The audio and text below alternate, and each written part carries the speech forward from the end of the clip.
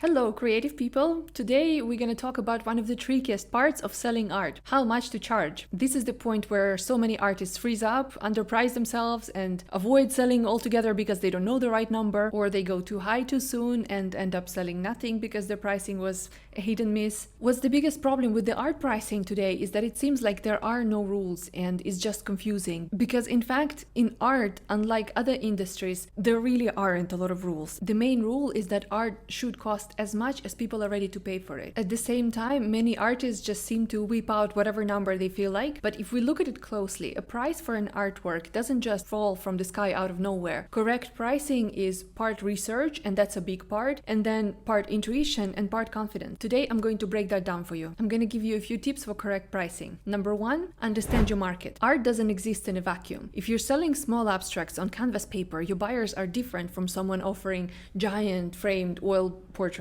So step one is research. Look around. Etsy, Saatchi, Instagram, local fairs. What are artists in your niche? Similar size, medium, style, subject. What are they actually charging? That gives you at least a ballpark to work with. You don't need to copy anyone's numbers, but you do need context, and this will give you context. Second, value your skill, not just your hours. If you're able to finish a painting in 2 hours, that's only because you've spent your thousands of hours practicing and developing your style and techniques, so you're getting paid for those hours too. You're not just selling paint and canvas. You're selling your eye, your taste, your years of practice. Don't reduce your art to an hourly wage and materials. Number three, and here's a common mistake, starting out too cheap. Many artists think, I'll just start low and maybe I'll raise my prices later, but how low do you actually want to go? Because cheap pricing attracts the wrong audience from the start. And once people are used to those numbers, doubling your prices later feels like a shock. Instead, aim for fair pricing from the start. You should feel good about what you're earning, not resentful. If picking up a painting makes you sigh instead of smile, your price is too low. Price is a signal, it's not just a number. If your work looks professional but costs less than a mass-produced IKEA print, collectors will wonder what's wrong. The right price says, this is a real piece of art, created with care, worth investing in. Pricing too low can actually turn serious buyers away. Next, consistency.